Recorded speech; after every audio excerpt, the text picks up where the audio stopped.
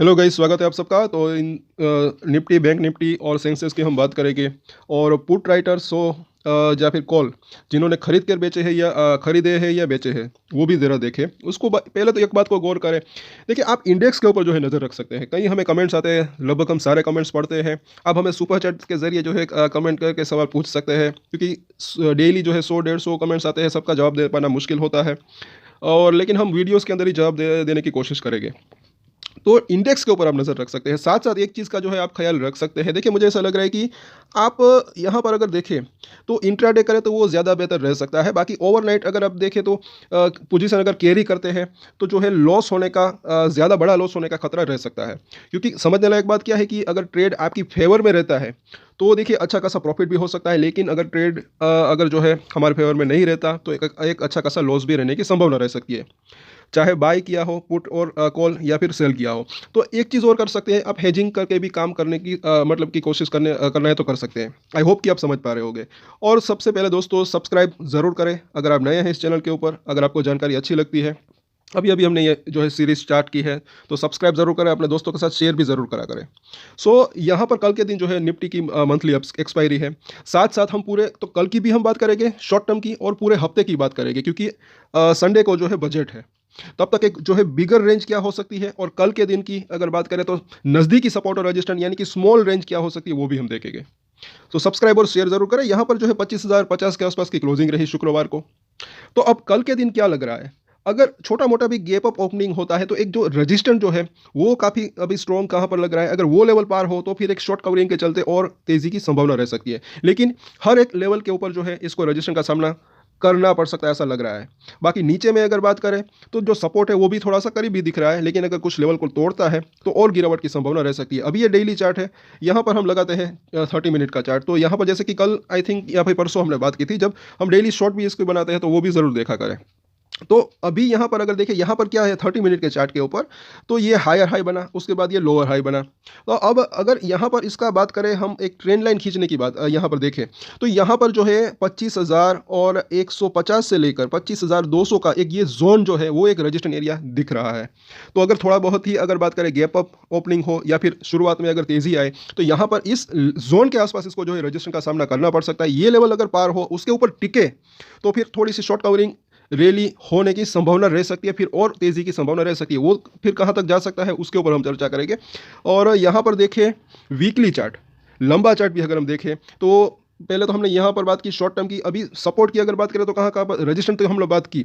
Support की अगर बात करें तो वो कहाँ पर दिख रहा है? पहला तो यहाँ पर 25,000 के आसपास राउंड फिगर नंबर है, उसके नीचे जो है 24,960 के आसपास का जोन, और उसके नीचे जो पिछली बार सपोर्ट लिया था 24,900, वहाँ पर इसको सपोर्ट मिलने की संभावना रह सकती है। लेकिन अगर 24,900 टूटता है तो कहाँ तक जा सकता है वो भी हम देखेंगे। अब बिगर रेंज की अगर बात करें तो यहाँ पर अगर देखें वीकली चार्ट, तो पिछले दिनों के अंदर भी यहाँ से लेकर यहाँ तक गिरावट आई, फिर एक अच्छी रैली देखने को मिली थी। इस बार भी वैसी सिचुएशन तो दिख रही है, लेकिन क्या यहाँ पर और वापस से इस तरीके से बाउंस बैक आने की संभावना रह सकती है? नहीं। अगर बाउंस बैक आता है तो कहाँ तक जा सकता है वो भी हम देखेंगे। अगर गिरावट आती है तो कहाँ तक आ सकता है वो हम देखेंगे। तो वीकली चार्ट है, काफ़ी लंबा चार्ट है। अब हम यहाँ पर दूर के सपोर्ट और जो है रजिस्टेंस क्या दिख रहे हैं, क्या लग रहे हैं मुझे, वो हम बात करेंगे। पूरे हफ्ते की हम बात कर रहे हैं यहाँ पर, ये बात नोटिस करें। तो यहाँ पर जो यहाँ सपोर्ट दिख रहा है, अगर ये 24,000 और 900 को कल के दिन या पूरे हफ्ते के दिन अगर बात करें अंदर इसके ये तोड़ता है, टूटता है, तो इसका मेजर सपोर्ट एरिया जो है वो कहाँ पर हो सकता है? यहाँ पर जिसने पहली बार इससे पहले इसने सपोर्ट लिया था वो लेवल काफ़ी दूर है। अभी यहाँ पर आप देखें तो 24,350 के आसपास। लेकिन उससे पहले भी इसको कुछ सपोर्ट मिलने की संभावना रह सकती है। ऐसा ज़रूरी नहीं है कि ये इस पहले यहाँ पर सपोर्ट लिया था तो वापस से इसी लेवल के आसपास सपोर्ट ले सकता है। इससे पहले भी सपोर्ट लेने की संभावना रह सकती है। तो पहला सपोर्ट एरिया जो इसका हो सकता है वो है तकरीबन जो है 24,740 से लेकर, अगर ये लेवल टूटता है तो निफ्टी का 24,900 का 24,740 से लेकर 24,700 का जोन, वो एक अच्छा सपोर्ट एरिया हो सकता है। अगर ये लेवल टूटता है तो उसके बाद जो है 24,500 के आसपास या फिर 24,500 से लेकर 550 का जो जोन है वो एक अच्छा सपोर्ट एरिया हो सकता है, स्ट्रॉन्ग सपोर्ट का काम कर सकता है। अगर ये सपोर्ट टूटता है तो फिर ये 24,350 तक जाने की संभावना रह सकती है। तो ये तो हमने बात की नीचे की, यहाँ पर इसको सपोर्ट मिलने की संभावना रह सकती है। अब अगर जैसे कि हमने बात की ऊपर जाता है, अगर 24,000 और 200 को अच्छे तरीके से ये तोड़ता है, वहाँ पर टिकता है, तो पहला रजिस्टेंस एरिया इसका जो हो सकता है वो तकरीबन क्या हो सकता है?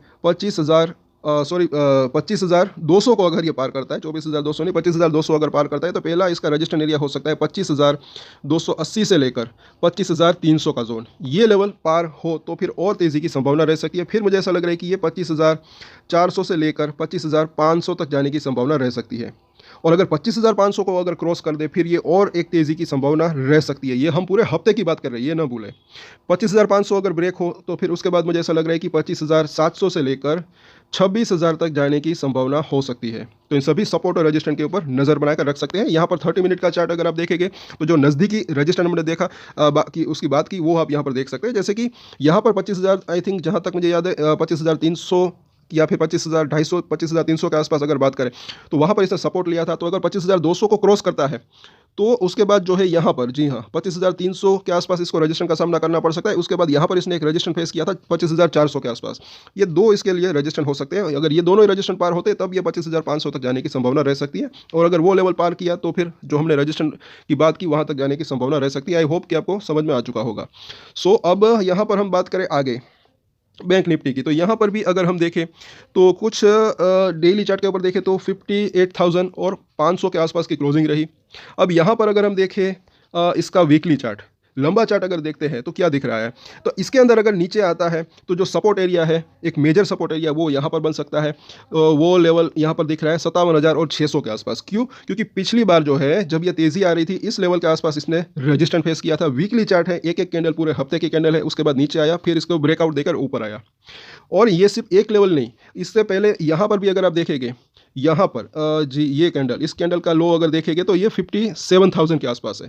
तो ये एक जोन जो है एक अच्छा सपोर्ट एरिया बन सकता है अगर नीचे आता है तो। यानी कि ये भी एक पूरे हफ्ते की हम बात कर रहे हैं, यानी कि 57,600 से लेकर 57,000 जो है एक अच्छा सपोर्ट का काम कर सकता है। अगर ये लेवल टूटता है तो उसके बाद और गिरावट की संभावना रह सकती है, लेकिन पहले ये एक स्ट्रॉन्ग सपोर्ट का काम कर सकता है। अगर ये लेवल टूटता है तो फिर हम बात करें तो तकरीबन जो है उसके बाद 56,400 से लेकर 55,800 ये एक इसके लिए अच्छा सपोर्ट का काम कर सकता है। बाकी स्ट्रॉन्ग सपोर्ट की बात करें तो वो 55,000 के आसपास इसको मिल सकता है। और ये हम बिगर रेंज की बात कर रहे हैं, ये ना भूलें।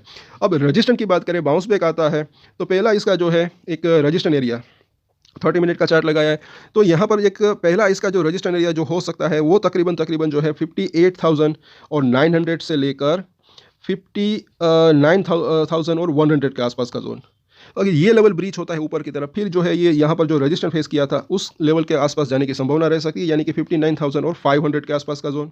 और ये लेवल ब्रीच होता है अच्छे वॉल्यूम के साथ, यानी कि अच्छे तरीके से, और वहाँ पर टिकता है, फिर मुझे ऐसा लग रहा है कि ये 60,000 और इसके बाद और ऊपर जाने की संभावना रह सकती है। तो इन सभी सपोर्ट और रजिस्टेंस के ऊपर नज़र बनाकर रख सकते हैं।